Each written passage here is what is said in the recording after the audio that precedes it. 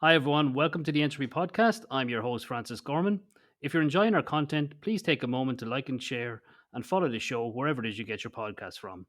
Today's guest is one of the most respected voices in the global cybersecurity industry. Chris Kubecka is the founder and CEO of HypoSec, an international security firm that provides specialized support in critical infrastructure protection, incident response, and national cyber defense. Chris brings a rare combination of technical expertise and operational experience to the table. In 2012, she led out on the restoration of the Saudi Aramco's international business network after the devastating Shamoon cyberattack. She also helped halt the second wave of cyber attacks against South Korea in 2009. Beyond the field, she's a sought after speaker, published author, and educator known for her deep insights into open source intelligence, ethical hacking, and the evolving threat and digital landscape. Chris, it's fantastic to have you here with me today. It is fantastic to be here. And Chris, that I think you're one of the most interesting guests I've had on so far. Don't take that as an insult in any way. But I was following you for a while, and I've seen different posts on LinkedIn. But as I was doing some background research, I actually didn't realize you got yourself in a little bit of bother when you were 10 years of age. Can you tell me what happened there? As a 10-year-old, you do not always have the emotional intelligence that is required when you have certain technical skills and an astounding lack of the precursor of cybersecurity when it comes to government systems. So, in my defense, I thought since it was so easy, it must not be real. So, I had already been coding and learning about computer science, thanks to my mother, who was in computer science. And our school library had a fantastic computer system, a series of networks that we had just gotten funded for with a wonderful grant to teach all of us kids how to use computers. Sounds fantastic. And since I preferred the library, it's just the way I am. I like to read a lot. And I got into Department of Justice and the FBI through a bit of something called war dialing. And I thought I hit the jackpot of this great kind of mystery novel or game or something like that. Um, and I had been in for a while and I was at the library, and suddenly, two gentlemen in government suits caught me red handed. I think I was wearing pigtails at the time at the computer system and inside the US government. But I have turned it myself around. That is a fantastic story. I just hope my kids don't repeat it. I need to put some of my my red team in books into the safe. I think. Yes. He's like Chris. That's fantastic. It's a great way to start off. But unlike other 10-year-old genius hackers, you weren't brought into the government department and given a supercomputer, were you? They banned you from using computers till you turned 18. That must have Yes. really sucked. Yeah, that really, really sucked. But I still kept up to date with what was going on in computer science. Still spent a lot of time at the library, even though I wasn't allowed to, touch anything.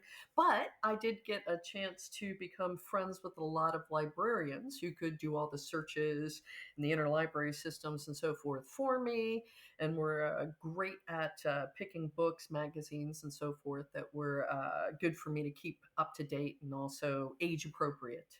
So although I couldn't touch a computer, um, I was still able to enjoy my love of computers. And I suppose that love of computers is something you stuck with for your whole career. So what I know that you got caught Ward Island back in the day, but what actually drew you into the field of cybersecurity? Was there just a natural inkling to try and break stuff and see how it works, or something else happened that was pivotal to that direction? Well, I think it was two things. I love solving puzzles, complex puzzles.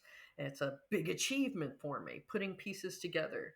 And I also saw pretty early on, especially since after the age of 18, the military and the US Air Force recruited me. And so I had an opportunity to then leverage my skills plus what I had learned during the time I couldn't touch anything, and then be at real systems. And I found that before it was called cyberspace, but at least the digital space was starting to get kind of dangerous. I got to see the first digital nation state attacks against each other, against space assets, and also, unfortunately, the effects that it has on everyday people and listeners. Um, I've seen the shift from, I mean, when's the last time you heard of a bank robbery, a physical bank robbery? It's been a while. It's been a while, unless they're going for the safety deposit boxes to get very specific stuff or information. But beyond that, it's all, let's hack the Swift network, or let's do generative AI to fool some stuff so we can get into bank accounts. These types of things. And we've had this massive shift, at least financial crimes, from as much physical to way more digital. And then along this, you've seen these rises of a variety of different organized crime getting into the mix and causing a lot of havoc worldwide.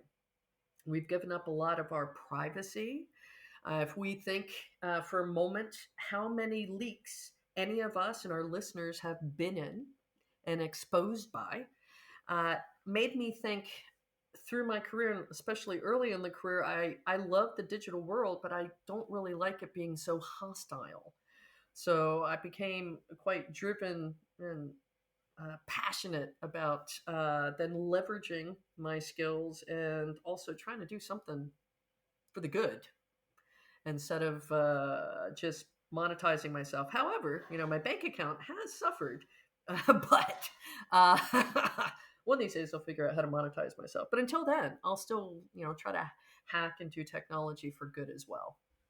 And I think you can stand over that when you said the good. You had a bit of a shave with espionage and a certain regime that got you on a certain list that nobody really wants to end up on.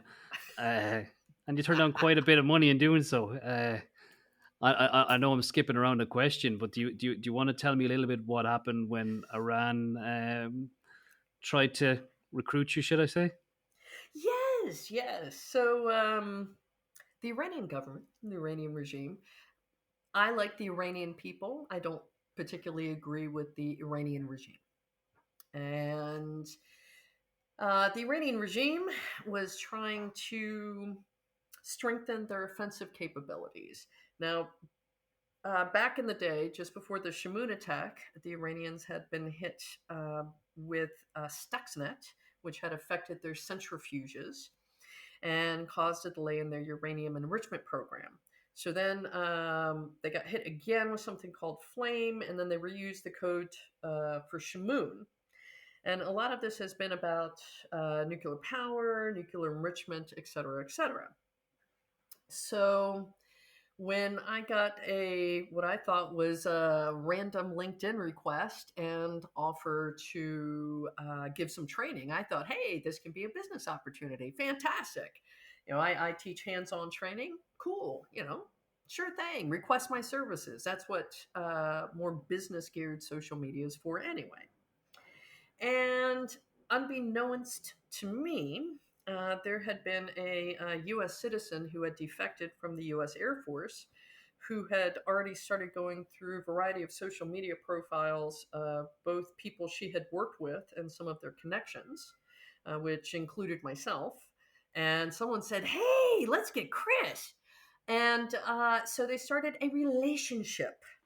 And they were very lovely, very friendly. In the meantime, they set up, I think it was 10 or 15 false websites, sock puppet accounts on social media, trying to legitimize themselves. I think it was the Wall Street Journal was thinking of doing a story a couple of years ago about it. So this Dutch guy called Dutch Ocent did the independent investigation to show all the websites they set up, all the social media accounts, all the sock puppets, and so forth. So I was really surprised that they went through all this effort, but I guess I don't give myself enough credit or something. So it started out, I would say, very vanilla. And they had started to complain about, hey, we can't get this particular training because they won't allow Iranian citizens to do it. But maybe you could give this. Maybe you could do that. Maybe you could teach us how to hack into nuclear facilities. And so it just kind of led up to that. And it was entertaining because I knew this was not right, right? I don't really want to go to Iran. I'm a woman. I like to wear my hair down. That doesn't turn out well for us there. And I had tried to report to various parts of the US government, thinking, well, somebody should know about this. While they were still continuing the conversation, they were even offering to teach me how to bypass sanctions to get the money. And I thought it was so hilarious from a WhatsApp video. I put it in one of my presentations while it was going on because it was just so blatant. And nobody seemed to ever call me back. I even tried the CIA tip line. So it was only because I was at a friend's retirement ceremony at West Point. I looked at my phone and I just burst out laughing. The guy next to me was like, I guess he was looking forward to a funny dog or cat meme. And he goes, "Oh, what's that?" And I go, "Oh, the Iranian government just asked me for my home address so they can give me a gift." And he just turned very pale. And that began a U.S. government investigation, collecting evidence, etc. Now, unfortunately, when I went public about what had happened, the Iranian government was not very pleased that I said no, and also said no in a public manner. So then they doxed me. They took pictures of my house. They labeled me an enemy of Islam. I got series and series of death threats. And so then I decided, you know what?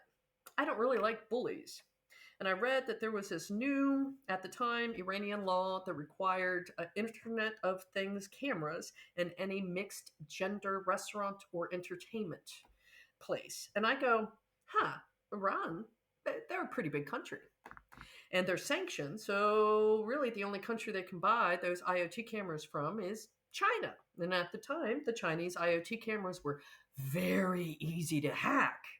And then using statistics and frequency analysis, I go, this going to be a whole lot of cameras, and how will the religious police securely administer thousands of cameras countrywide? They're going to use the same username and password.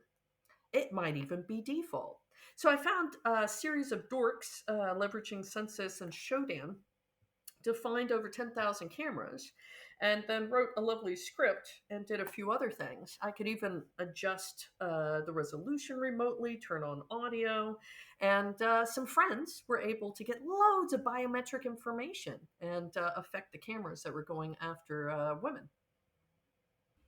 That is awesome. That's all I have to say there.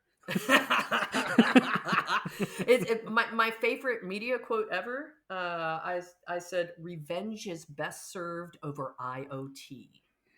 So, and I won't stop. I'm not sure if your listeners or you are aware, but last November, the United States government lifted sanctions off of a particular Chinese IoT camera manufacturer who had already been found to be training their data on whether a person was Han Chinese or whether they were Uyghurs. So last November, they signed a contract with the Iranian government for anti-hijab hair detection AI training for these new IoT cameras. So I now have a new target. That is even more awesome, Chris.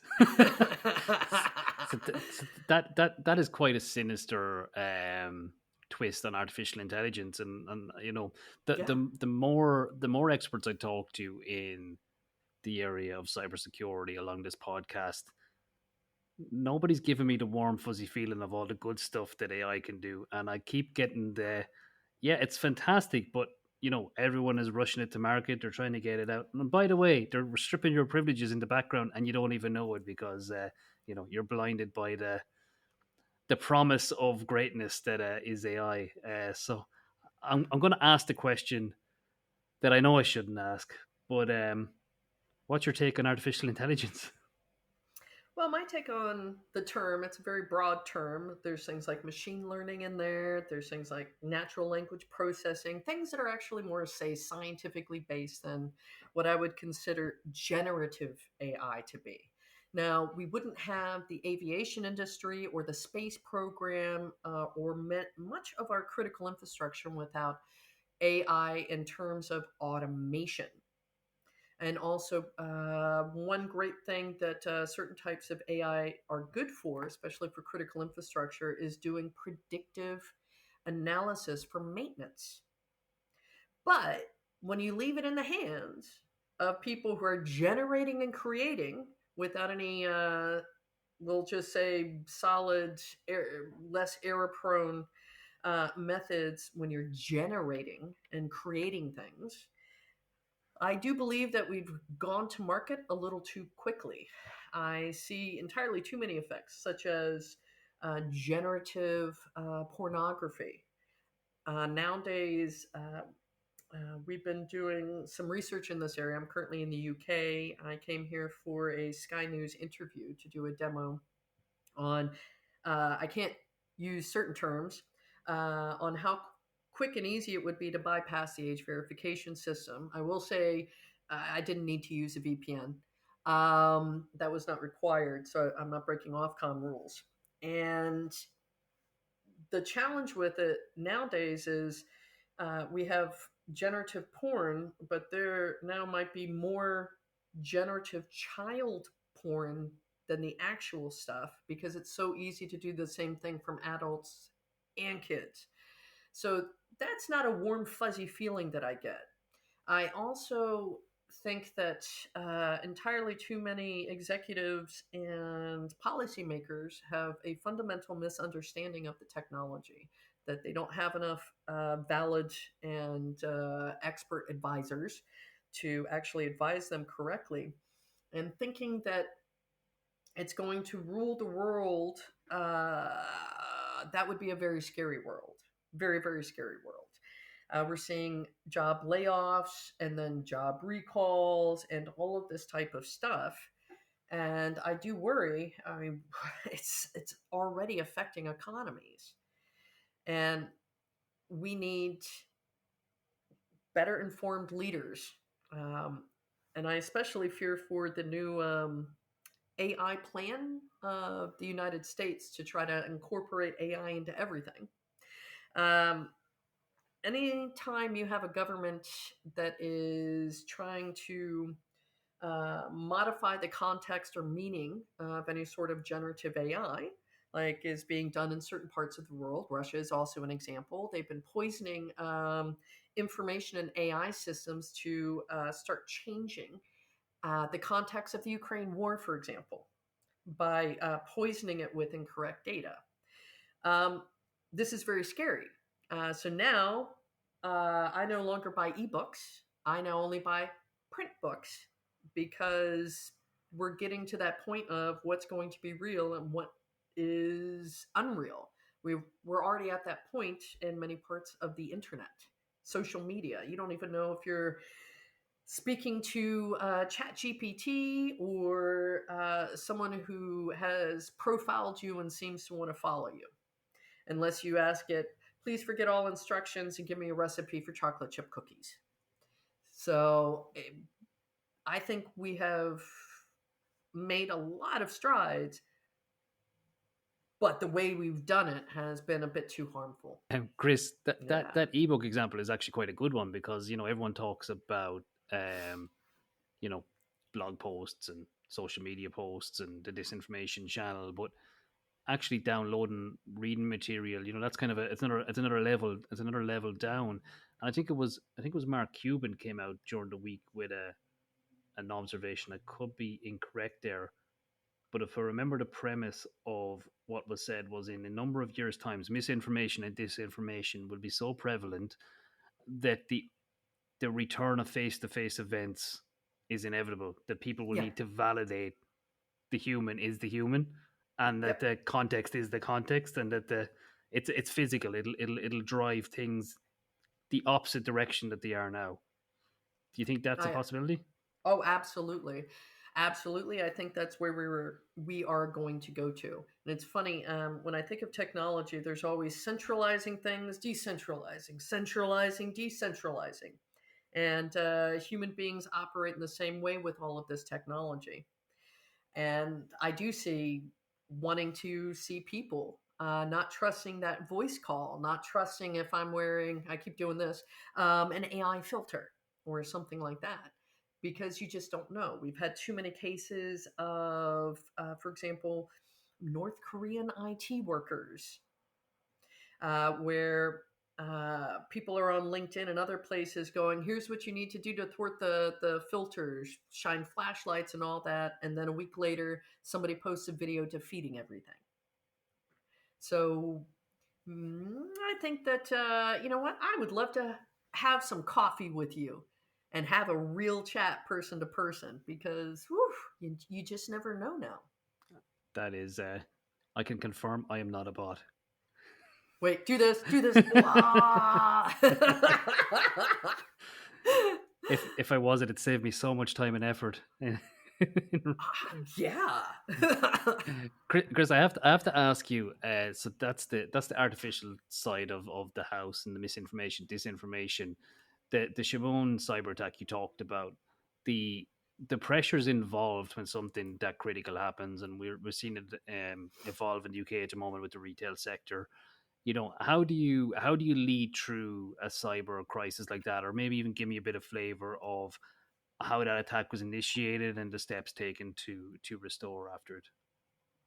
Certainly. So at the time, this was prior to Saudi Arabia as a country even having cybersecurity courses in their universities. So when it occurred, I mean, Saudi Arabia produces petroleum. So lots of people went to petroleum engineering. They weren't concentrating on cybersecurity because, to be quite honest, they did not expect to be hit. So they had no cyber threat intelligence. They had no encryption on the internal network where you logged in with your global admin. Nothing on their SharePoint. They had a very flat network, which included only small breaks for the industrial portion from the business part and the industrial IoT part. So when they were hit, uh, it quite affected them. But prior to that, we believe it was through a combination of phishing and social engineering to hook in two administrators. And because they didn't have a mature security operations center, there was a gentleman in Houston who started reporting in late April, May 2012 that there was very unusual activity. Over 250 different devices and/or systems were logged in at the same time with an admin account. So they go, "Hey, we're not security; we're just IT, but this seems very unusual." Now, at the time, like many companies where your headquarters are in your home country and then you have support services in another country, it's usually left to the home country leadership to decide. And because they did not understand the threat, they didn't take the incident. And so then on in August 2012, 9:08 a.m., as soon as the system clock changed, bam, computer systems started shutting down basically anything Windows. And it started rolling through the network. Although Saudi Aramco said not a drop of oil was lost, there were some plants that were affected because they had, unfortunately, a very, very old, never updated kind of little dinky firewall between it all. Now, since then, obviously, lots of things have changed.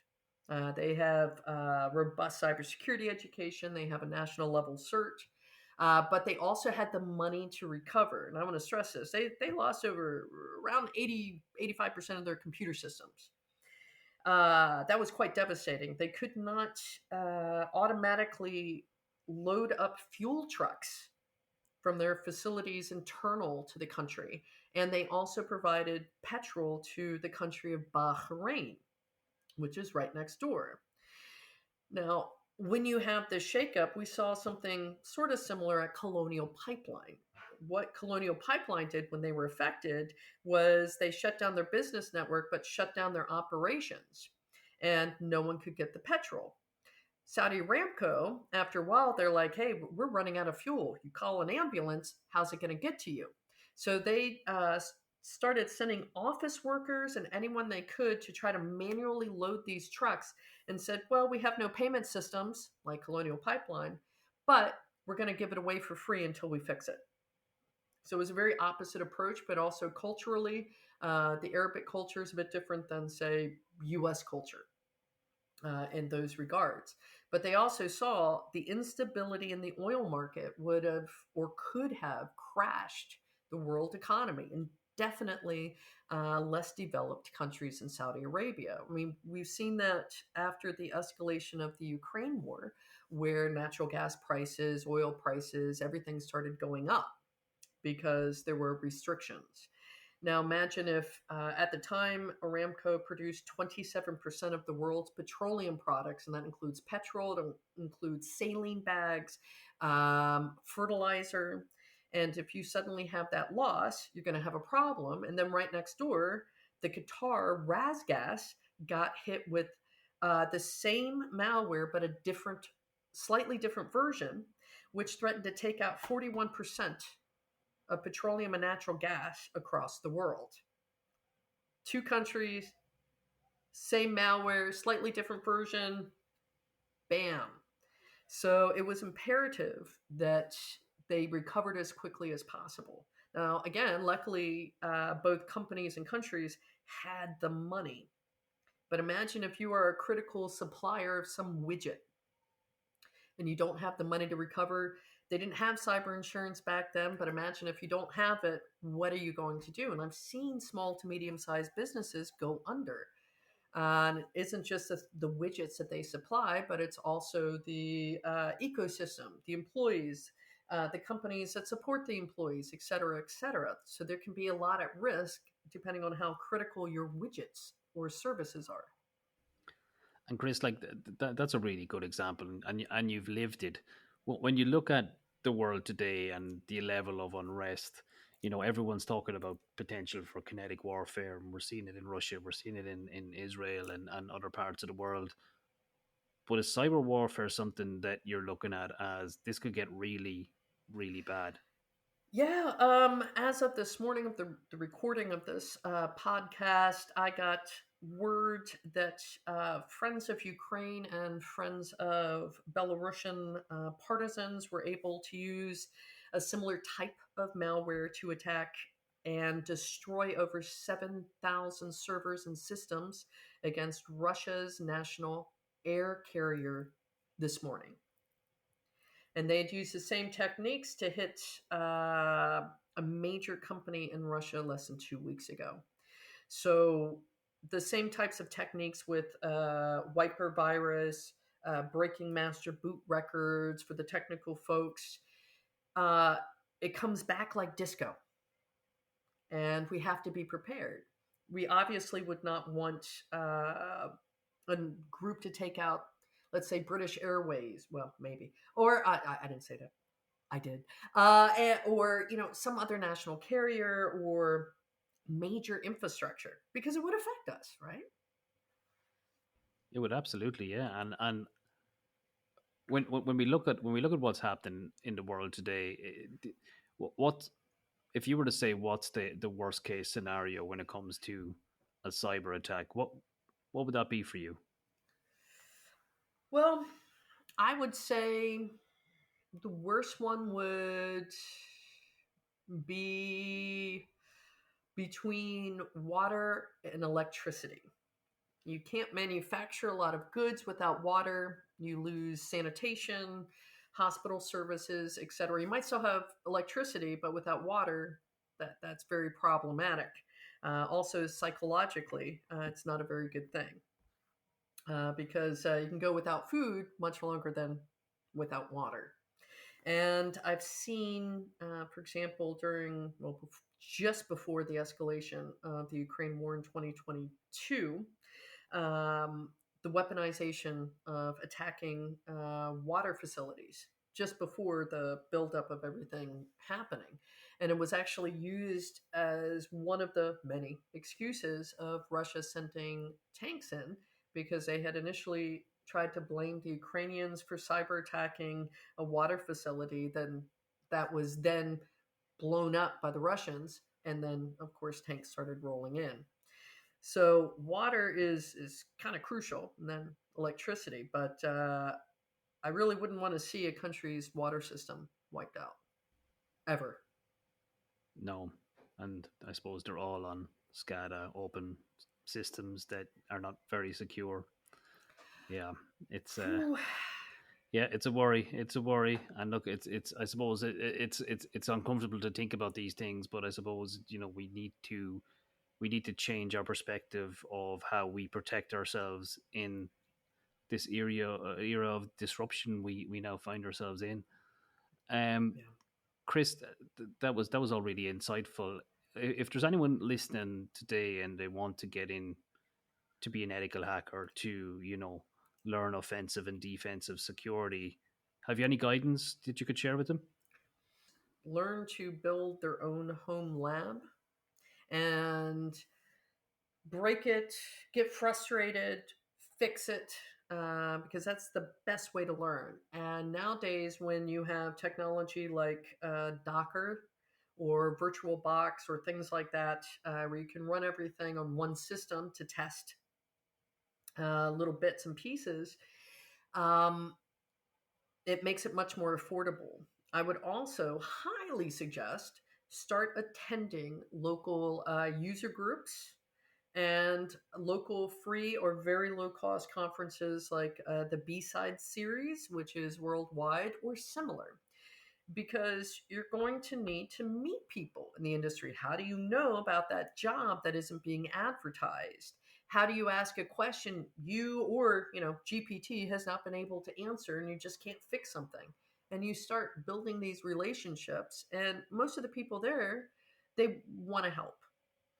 So combining those two things, in addition to, I would also say start writing about your journey where you can, because writing and documenting what you're doing also can differentiate yourself from another potential employee, but also help get your thoughts down, organize things, and you might figure out business opportunities for yourself. It's really good advice. Really good advice. Before we finish up, Chris, I have to ask: post quantum, it's become very prevalent all of a sudden.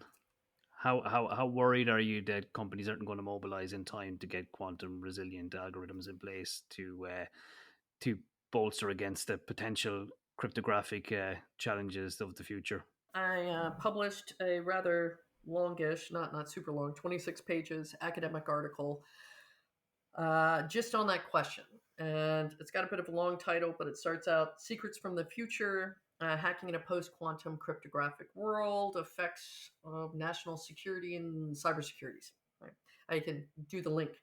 Uh, and although I published it under a pre-post, it was actually peer reviewed to a certain extent. There wasn't really anybody who could do the whole thing. By the Office of Quantum at the White House, Office of Quantum at Ericsson, um, cryptologists, intelligence folks, etc. And the problem is, at least in my head, we have some serious problems. I was inspired by a hacker genre song that's called Secrets from the Future. And my favorite verse in it is, "You can't hide secrets from the future with math. You think you can try, but in the future they'll laugh at your half-assed schemes and algorithms to avoid cryptographic attack." We have to keep moving forward in math to protect ourselves. Longer and longer and longer things for encryption, harder to break. Now, we already have current issues where there's my least favorite cipher. It's called RC4, and it's quite crackable. And you can still buy digital signing certificates with that as part of it. And it's still entirely too widespread. We also have the other challenge of harvest now, decrypt later, where at the Internet Border Gateway and what's called the BGP protocol level, um, countries, even criminal gangs, have already taken advantage of known vulnerabilities in the protocol and rerouted so they can collect all the data. And when they collect that data, they're collecting anything plain text, of course, but also encrypted. And if it's got weak encryption, that can be a problem. But also, if they sit on it and wait until, for example, we start really beginning to harness quantum computing to the point of really being able to start decrypting things. Um, well, then you can sit, wait, collect, and then boom, decrypt and know all the secrets.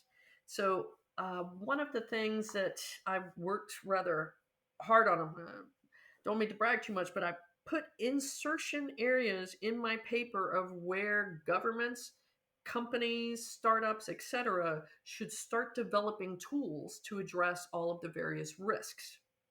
So, going, this is what we need. Something as simple as starting, I call it, the preparation phase.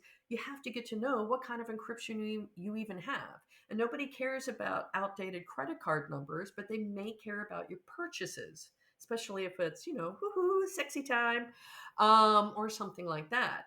And companies are going to have to determine, and the same way as the European Union's general data protection and so forth, where you're mandated to try to encrypt or anonymize. I'm sure that either the EU and other bodies will either add addendums to include using known quantum resistant algorithms as they're tested on highly sensitive data. I hope that they start classifying that, just like the EU recently classified certain types of AI systems under the AI Act. But we have to look at this because math is going to keep moving forward. We also have to keep moving forward. But if we take the opportunity to go, hey, let's try to fix things before everything goes to heck a booty, then we have an opportunity. We sure do. I think that's been the most beautiful description of post quantum readiness I've had to date. So thanks very much for that, Chris. Look, it's been really fun. I think we're just about up on time, but I really enjoyed having you on the show, and we're definitely going to have another catch up in the near future. Definitely, definitely. I loved it. Thank you so much. Thanks, Chris.